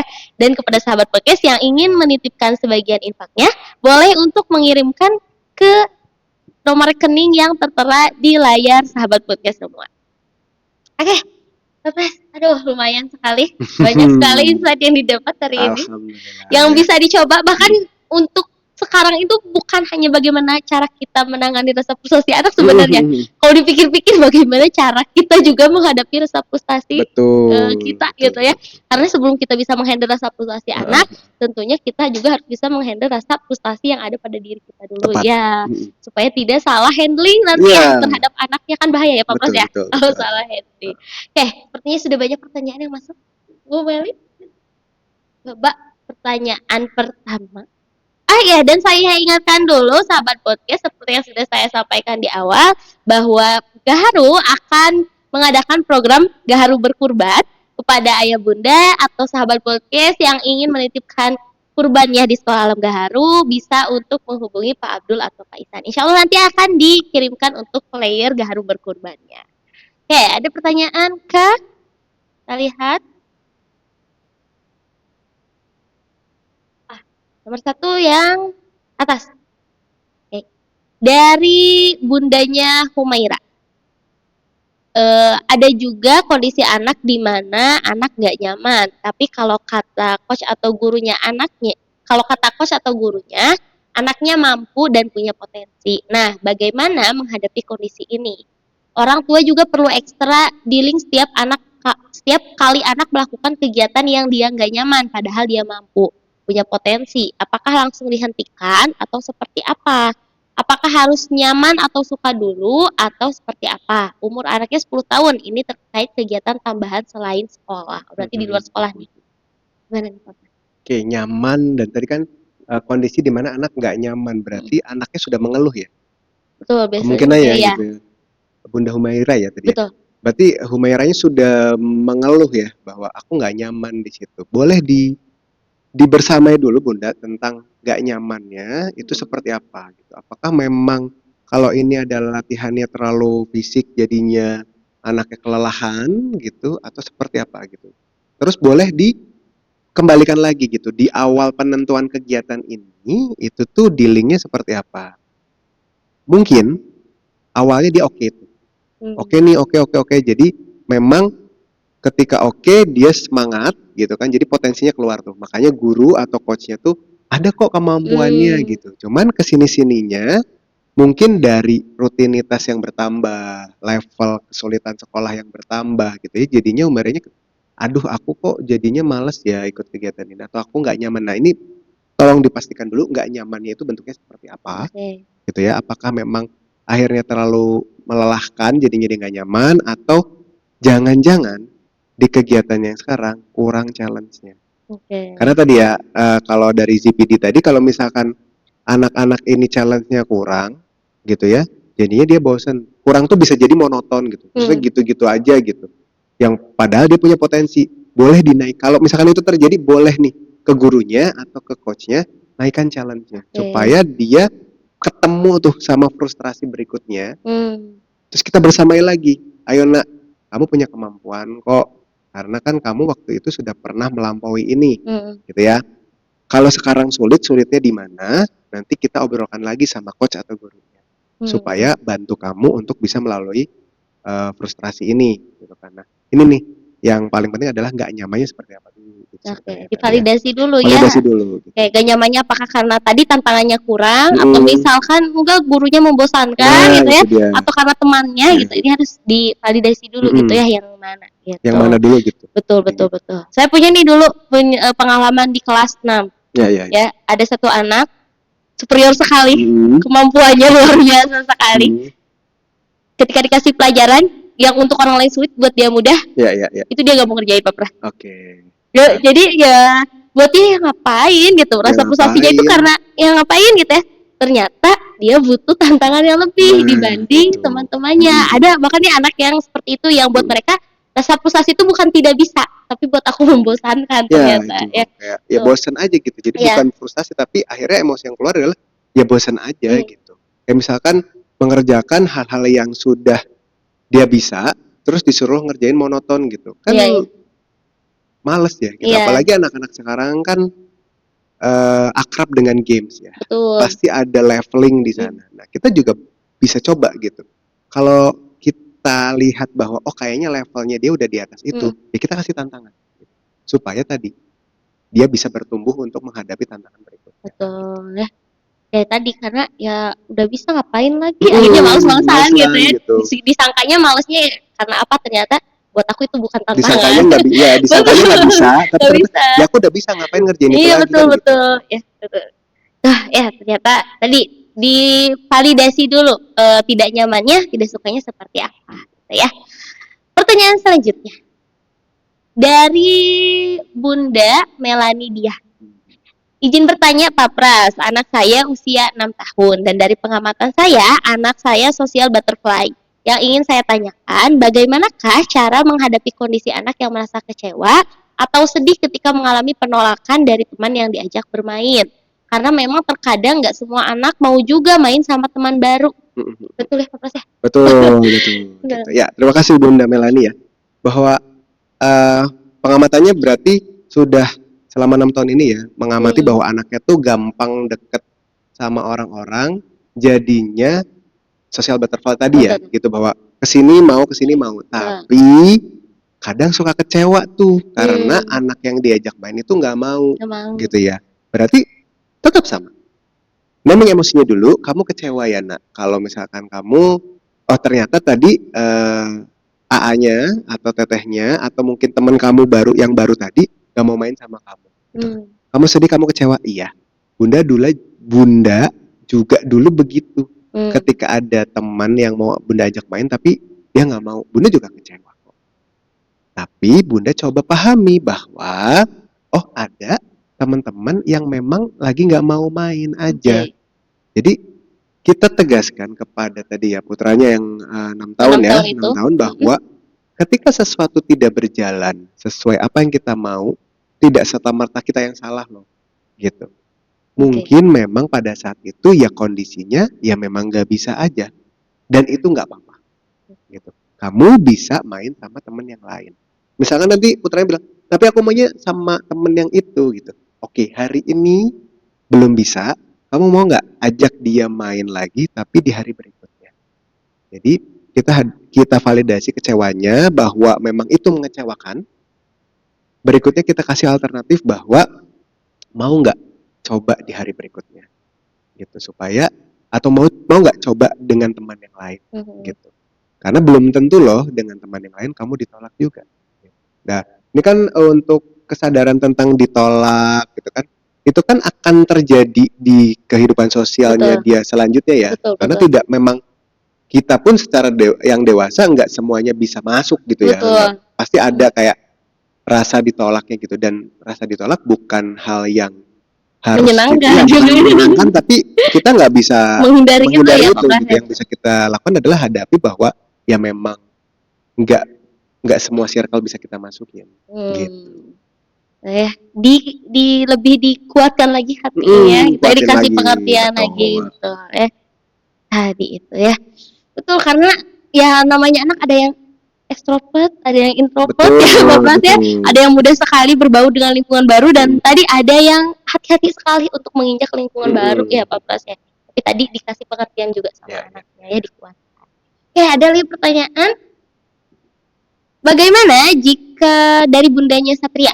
Bunda Satria MTS kelas 7. Bagaimana jika anak punya kelebihan untuk melakukan sesuatu berdasarkan hasil tes psikolog, tapi anak tidak mau mencoba hal yang sangat berhubungan dengan kelebihannya itu? Nah, gimana nih Papa? Kalau nggak mau nyoba ya, ini ayah Bunda Satria ya. Betul. Ya, kalau Satrianya nggak mau coba nih, nggak mau coba, padahal secara tes psikologi dia mau, gitu kan? Kita harus cari tahu dulu alasannya apa nggak mau coba, gitu. Biasanya sih ya nggak mau aja, gitu. ya nggak mau aja gitu. Nah, sikap kita gimana? Kita bisa bukan wujudkan ya, tapi kita bisa tunjukkan bahwa ketika dia melakukan itu tuh sebuah kelebihan gitu. Misalnya dia jago di bahasa daripada di math-nya misalkan, tapi dia lebih seneng ngulik matematika, ya nggak apa-apa gitu. Nah, bahasanya gimana Pak gitu kan? Bahasanya kita coba bentuk itu sebagai challenge gitu. Kalau dia nggak mau gimana untuk melakukan challenge itu? Berarti ya memang dia belum mau aja gitu. Kita bisa pancing gitu. Naikkan isu bahwa bahasa itu penting, bahasa itu menarik perhatian orang tua, bahasa itu bisa digunakan untuk kehidupan dia selanjutnya, kehidupan sastra selanjutnya. Jadi bagaimana kita mencoba untuk memberikan point of view bahwa selain apa yang kamu kerjakan sekarang, kamu punya kelebihan ini. Mungkin saat ini belum mau gitu. Tapi itu adalah bekal untuk Satria di kemudian hari. Oh, kalau waktu itu ayah aku pernah bilang aku mampunya di sini gitu. Boleh deh aku coba. Pasti ada momen di mana karena kita sudah mention, kita udah tunjukkan, kita sudah validasi bahwa iya loh kamu tuh mampu loh di situ. Kenapa nggak coba aja? Bahkan kita sudah ada call to action untuk dia nyoba tapi belum mau, ya memang belum aja gitu. Tapi tetap kita coba untuk mention itu sehingga dia punya kesadaran bahwa oh, berulang kali nih ayah bundaku bilang aku punya kelebihan di sana. Karena lama-lama juga akan jadi notice ya, karena diingatkan terus betul. Betul. Tapi tadi yang penting diajak dulu ngobrol gitu ya. Kenapa tidak maunya gitu ya? Apa yang menjadi kesulitannya gitu ya? Karena kalau kita menerka-nerka, apalagi anaknya sudah besar, kita imputasi ya. Betul. Betul. Itu. Oke, ada lagi Bu Meli? Ya. Oke. Nah, bagaimana nih Pak Pras cara membedakan anak yang sedang frustasi dengan anak yang hanya sedang malas belajar? Akan kelihatan kok Bu Rin gitu. Ketika memang lagi menghadapi kesulitan ya, gitu kan. Kalau anaknya frustrasi, dia akan merasakan kesulitan. Nah, sulit itu wujud perilakunya bisa macam-macam, bisa marah, bisa sedih, bisa takut tadi ya. Kalau malas, berarti dia ya nggak mau ngerjain aja gitu. Nah, biasanya kan ini kan berarti yang dibedakan adalah frustrasi yang takut untuk mencoba lagi dan malas untuk mencoba lagi gitu ya. Mana nih, gimana nih caranya? Tanyakan aja. Gitu. Kamu ini takut atau sebenarnya nggak mau coba lagi atau malas untuk coba lagi gitu. Kalau malas kenapa malasnya? Kalau takut apa yang ditakutkan? Membedakannya dengan pertanyaan tadi. Dan memang dari perilaku juga akan kelihatan gitu. Yang malas nyoba sama yang takut nyoba kan beda. Gitu. Gitu. Kalau cara menghadapinya yang takut nyoba itu gimana Pak? Yang takut nyoba tadi gitu ya. Takutnya apa? Gitu. Oh takut gagal, takut nggak bisa. Nah dibalikin lagi gitu. Coba tarik nafas dulu.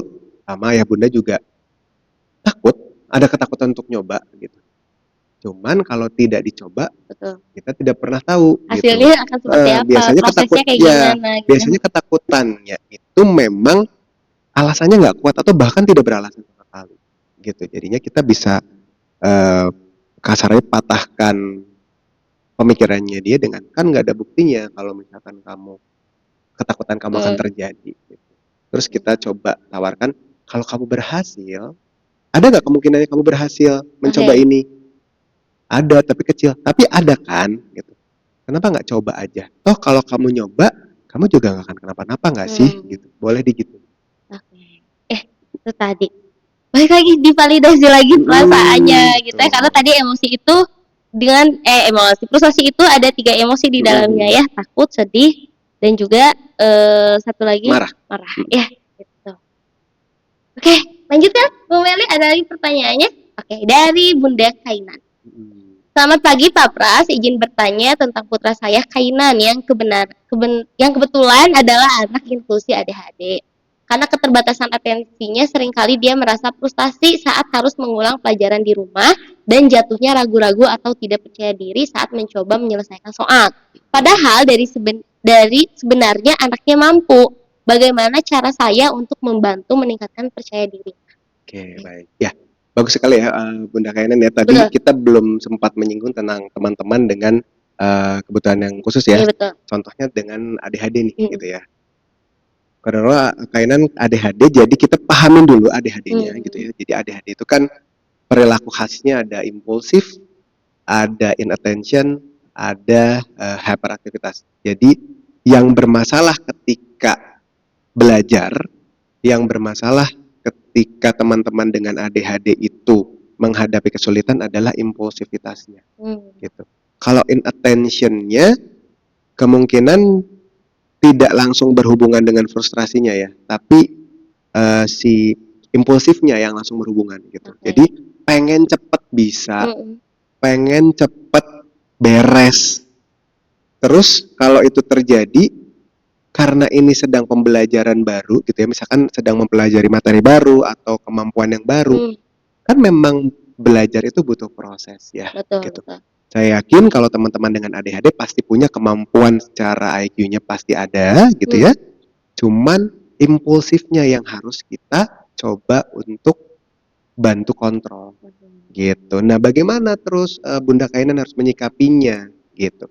Tadi Bunda boleh ajarkan untuk ini MI2 ya. MI2 betul, MI2 Pak. berarti kemungkinan sudah bisa untuk diajak ngobrol, nanti mungkin bisa dilanjutkan sama Bu Dini ya di MI2 gitu. Tapi saya coba kasih gambaran dasarnya.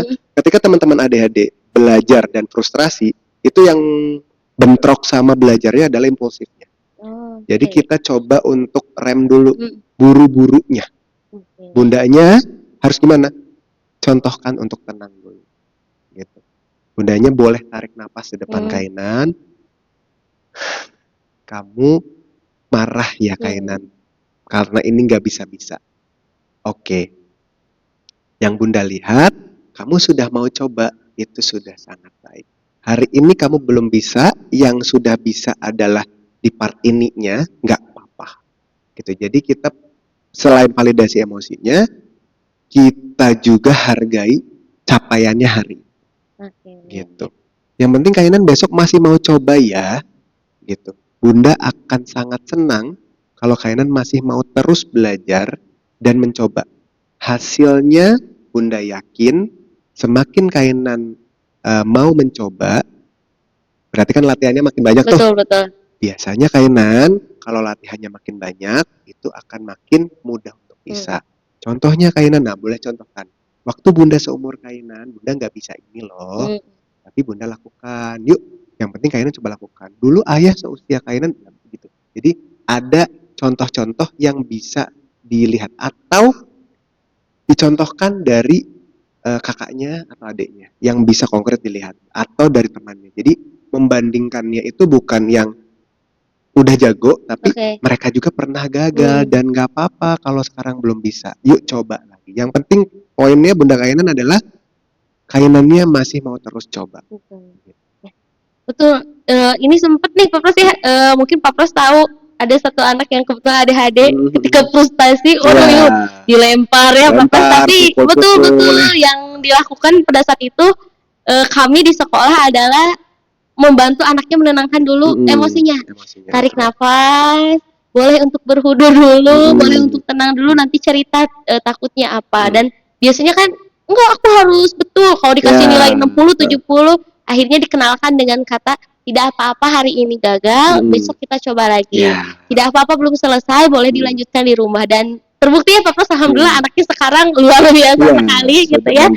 Betul, kemandiriannya sudah tambah oke lagi, bahkan bisa mengontrol emosinya gitu ya. Ketika dia marah, aku sedang marah, itu sudah bisa mengungkapkan itu. Karena khas di teman-teman dengan ADHD pasti ada impulsif gitu, ada buru-burunya gitu. Ayo cepet gitu. Jadi dia pengen cepet, tapi kemampuannya tuh lagi grow gitu. Nah dia nggak sabar nunggu kemampuannya dia untuk grow gitu. Kan berarti secara sederhananya kita harus bilang ke dia sabar dulu gitu. Nah tapi kan sabar dulu di teman-teman ADHD, dia akan bilang iya aku udah sabar pasti gitu. Gitu. Oke, daripada kita bilang sabar dulu, mending teknisnya tadi Oke, tenang dulu, boleh tenang ya, tarik nafas dulu. Gak apa-apa tadi ya, betul kata Bu Nurdin. Gak apa-apa kalau hari ini belum, kita coba lagi. Yang penting poinnya kamu masih mau coba ya. Iya, iya betul gitu. Duh, kalau teringat gitu ya bagaimana, tapi ternyata setelah dijalani bersama, Ya, dibersamai, betul. efeknya luar biasa sekali gitu ya, Alhamdulillah. dengan anak ini gitu ya. Pras, ada lagi nih pertanyaan Oke. dari bundanya Sadam. Oke. Bagaimana cara mengubah momen frustasi jadi kesempatan anak belajar Nah, mengelola emosi? Oke. Oke, bagaimana mengubah momen frustrasi Jadi menjadi kesempatan anak belajar mengelola betul. emosi? Oke, tunggu dulu. Jangan pas anaknya lagi frustrasi langsung kita masukin value. Itu bakalan mental. Tadi kalau anaknya kan frustrasi bentuknya akan secara pola akan sama ya, entah itu marah, entah itu nangis, entah itu jadinya nggak mau nyoba lagi gitu ya. Kalau itu sudah muncul, oke, bundanya dulu tenang, ayahnya dulu tenang, ajak ngobrol lagi. Apa yang kamu rasakan nak gitu dengan momen frustrasinya? Mungkin bisa momen kegagalan, bisa momen kesulitan ketika dia mempelajari sesuatu atau dia menghadapi sesuatu bersamanya gitu. Nah, menjadi momen belajar ketika pertanyaan-pertanyaan kita menjadi pertanyaan-pertanyaan yang membangun gitu. Tadi ya contoh-contoh pertanyaannya adalah apa yang dirasakan gitu. Oke, kalau kamu sudah merasakan itu, kamu mau apa sekarang? Betul itu membuat kamu marah, Bunda setuju, Ayah setuju, hal itu tidak nyaman dan membuat kamu marah. Boleh kamu rasakan marahnya. Sekarang setelah marah kamu mau apa? Gitu. Mau istirahat dulu silahkan, mau stop dulu untuk 1 hari silahkan. Tapi tetap Bunda pengen kamu mau coba lagi ya, karena obatnya bisa adalah keinginan untuk mencoba berkali-kali dan terus mencoba. Oke. Jadi kalau anaknya sedang mengungkapkan rasa frustrasinya itu biarkan dulu ya, Pak, ya, kasih ruang dulu. Misalkan lagi nangis ya, biarin dulu, sok silahkan menangis sepuasnya. Ya, gitu tapi ya. tetap dikasih barrier. Oke. Sorry. Apa namanya? Batasan. Batasan bahwa oke, kamu sedang marah, kamu boleh marah tapi tidak lempar-lempar, tidak pukul-pukul. Karena kan kadang suka ada teman-teman yang mungkin di teman-teman yang di kelas kecil tuh kalau marah tuh jeduk-jedukin kepala gitu. Lempar-lempar barang gitu ya. Teriak-teriak gitu. Kasih alternatif penyaluran emosi marah yang lebih efektif. Misalnya anaknya teriak-teriak nih. Oke, kalau kamu marah dan kamu ingin teriak, coba ambil bantal, kamu tutup mulut kamu boleh teriak. Artinya kita redam teriakannya gitu. Tapi dia tetap teriak, tapi kita redam teriakannya. Itu better daripada dia teriak-teriak nggak ada peredamnya. Kan pasti jadi bikin rungsing sekeluarga ya gitu. Apalagi kalau misalkan dia punya kakak, punya adik, adiknya nggak nyaman, apa sih ini? Kok gitu aja? Terus nanti keluar kata-kata, apa sih kamu lebay? Nah, itu kan udah jadinya kemana-mana gitu. Jadi better dikasih penyaluran. Atau kalau misalkan anaknya lebih besar, misalkan dia banting-banting, tidak banting-banting, silahkan boleh, ini ada kertas, kamu robek-robek, boleh, sampai marah kamu mereda. Tapi kertasnya juga jangan banyak-banyak ya, nanti terlalu banyak sampah gitu. Kasih 3 kertas saja, boleh kertasnya diinjak, boleh kertasnya disobek. Tapi kalau sudah selesai nanti menginjak dan menyobek, boleh ditaruh lagi di tempat sampah. Gitu. Itu alternatif penyaluran emosi marah. Ya. Di emosinya salurkan boleh, tapi tadi tetap ada batasannya. Kalau sudah reda, baru tadi kita kasih value-value tadi. Jangan sampai lagi rungsing, lagi mumet, dikasih value, wah udah itu bubar. Nanti malah dia bisa marahnya ke orang tua gitu. Kalau udah marah ke orang tua kan bete juga ya orang tua. Kan kamu yang frustrasi, kenapa marahnya ke Bunda, bisa begitu juga ya. Gitu. Nah, supaya tidak menjadi bumerang seperti itu ya, kita yang lebih sadar bahwa anak kita ini lagi ketemu hambatan jadi frustrated. Gitu ya. Siap-siap Pak Pras. Ada lagi pertanyaan? Oke, sudah tidak ada pertanyaan ternyata. Tapi sebelum saya tutup, saya informasikan kembali, podcast Titian Silaturahmi ini merupakan acara kolaborasi antara Sekolah Alam Gaharu dengan Titian Amal. Dan Titian Amal sendiri merupakan program fundraising di bawah naungan Yayasan Nun Bina Muda Indonesia yang menghimpun dana ZIS dan juga dana wakaf yang akan disalurkan untuk program kemanusiaan, program sosial, dan juga program pendidikan. Bagi ayah bunda yang ingin menyalurkan infaknya, boleh untuk menyalurkannya ke rekening yang tertera di layar Zoom sahabat podcast dan ayah bunda semua. Nah, sebelum saya tutup nih, ada informasi yang tidak kalah penting selain tadi informasi gaharu berkurban, Bunda. Informasi yang kedua ini adalah tentang kegiatan yang khas sekali di Sekolah Alam Gaharu, dan ini adalah tahun kedua yang akan dilaksanakan, yaitu adalah shoot Bunda ya, atau turnamen basket yang diikuti oleh seluruh jenjang pendidikan yang ada di Bandung Raya Bunda ya. Nah, Shoot Gaharu ini akan dilaksanakan pada tanggal 19 sampai dengan 28 April 2026, yang sebelumnya bertempat di Gor Alhayo ini akan sedikit berpindah nih ke daerah kota sedikit, yaitu kita akan bertandang di Sport Center Telkom University dengan jumlah peserta diikuti oleh 32 tim yang setiap hari akan ada 6 sampai 8 pertandingan. Wah, banyak sekali nih Ayah Bunda. Kemudian kami juga membutuhkan doa dan dukungan dari semua pihak agar Shoot Gaharu ini dapat berjalan lancar. Dan tidak kalah penting juga, kami membuka peluang kerjasama yang dapat disalurkan melalui satu donasi, yang kedua membuka open sponsorship, dan yang ketiga stand berjualan di venue turnamen dilaksanakan.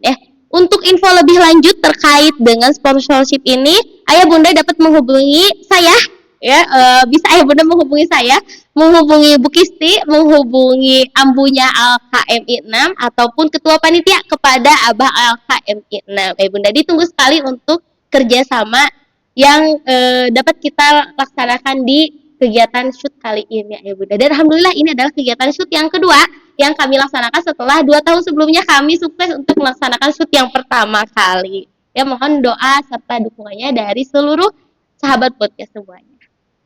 Akhirnya kita sudah ada di penghujung acara.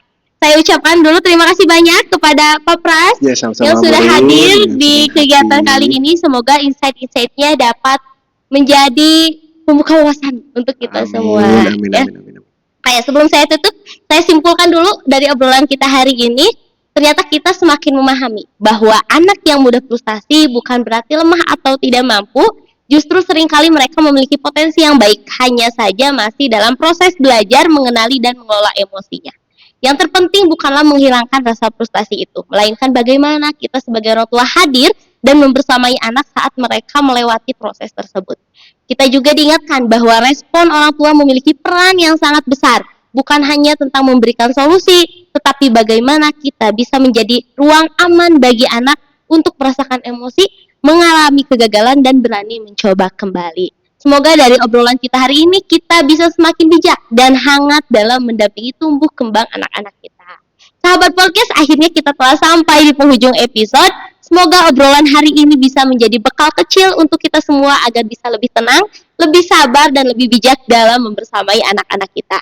Saya Rindin Yuliana dan segenap tim pamit undur diri. Mohon maaf apabila ada kesalahan. Wassalamualaikum warahmatullahi wabarakatuh. Sebelum meninggalkan Zoom, Ayah Bunda dan sahabat podcast semua, mari kita foto bersama dulu. Boleh untuk open kamera. Nanti instruksi foto bersamanya akan disampaikan oleh admin 2. Betul? Ya. Ya. Pada Ayah Bunda dan sahabat podcast boleh meninggalkan Zoom. Sampai berjumpa di episode selanjutnya.